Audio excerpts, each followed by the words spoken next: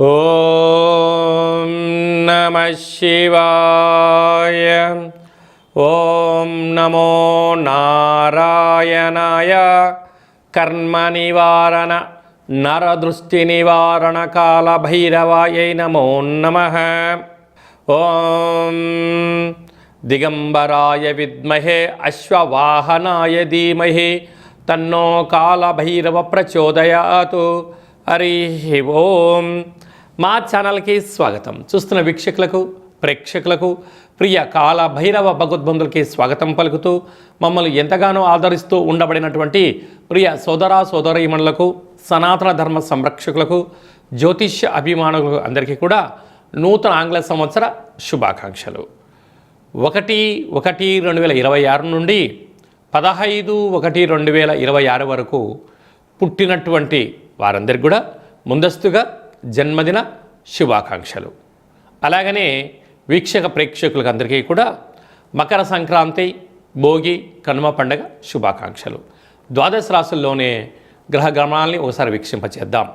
మిథున రాశిలో దేవగురు బృహస్పతి సంచార స్థితి, సింహరాశిలో కేతు సంచార స్థితి, ధనుసు రాశిలో చతుర్గ్రహ సంచార స్థితి, రవి, కుజ, బుధ, శుక్ర సంచార స్థితి, కుంభరాశిలో రాహు సంచార స్థితి, మీనరాశిలో శని సంచార స్థితిలో ద్వాదశ రాశుల్లో గ్రహ గమనాలు ఈ విధంగా ఉన్నాయి.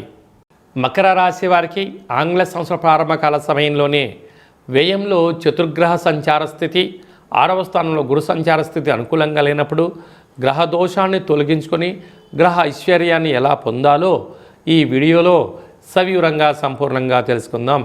మకర రాశిలో ఏ నక్షత్రాలు వస్తాయి అనగా ఉత్తరాషాఢ నక్షత్రంలోని 2, 3, 4 పాదాలు, శ్రవణ నక్షత్రంలోని 4 పాదాలు, ధనిష్ఠా నక్షత్రంలోని 1, 2 పాదాలు కలిపితే మకర రాశి అవుతుంది. రాశాధిపతి శని భగవానుడు.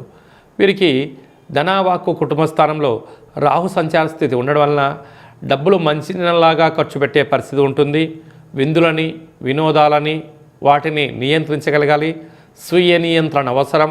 అసలే శీతాకాలం అవడం వలన జలుబు సమస్య, అనారోగ్యము, జ్వరము, మానసిక ఒత్తిడికి గురయ్యే పరిస్థితి ఉంటుంది.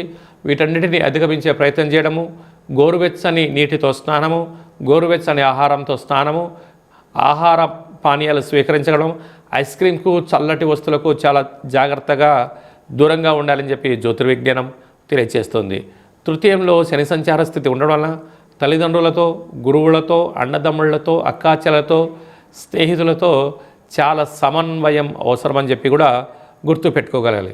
6వ స్థానం గురు సంచార స్థితి ఉండడం వలన విద్యార్థులకు ఇది పరీక్షాకాలము. ఓర్పు, నేర్పు, సహనం ద్వారా పరీక్షలలో ఉన్నతమైన విద్యను అభ్యసించడం, వ్రాత రాసుకోవడం, ఏక సంపత్తితో అంటే ఏక సంతాగ్రహిగా ఉండే ప్రయత్నం చేయగలిగితే చాలా మంచి కాలం.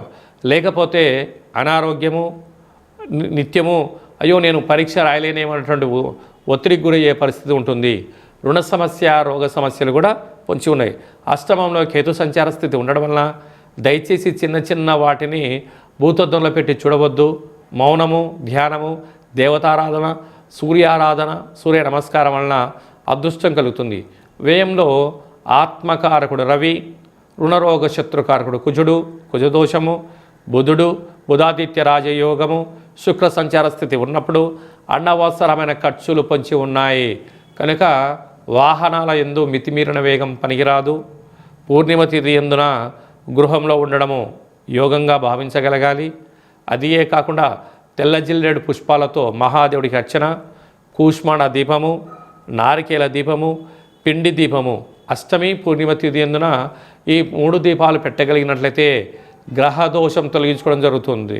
డాక్టర్లు, ఆహార ఉత్పత్తులు, హోటల్ వ్యాపారస్తులు, అలాగనే మత్స్య అంటే చేపల వ్యాపారాలు పెంచేటువంటి వారు అలా ఆహార ఉత్పత్తులలో శుచి శుభ్రత ఉండగలగాలి అని చెప్పి ఉన్నత బంగారు భవిష్యత్తు స్వాగతం పలకడానికి అన్ని ఏర్పాట్లు చేస్తూ ఓపిక, పట్టుదలనే మీ విజయానికి సోపానం అని చెప్పి గమనించాలి.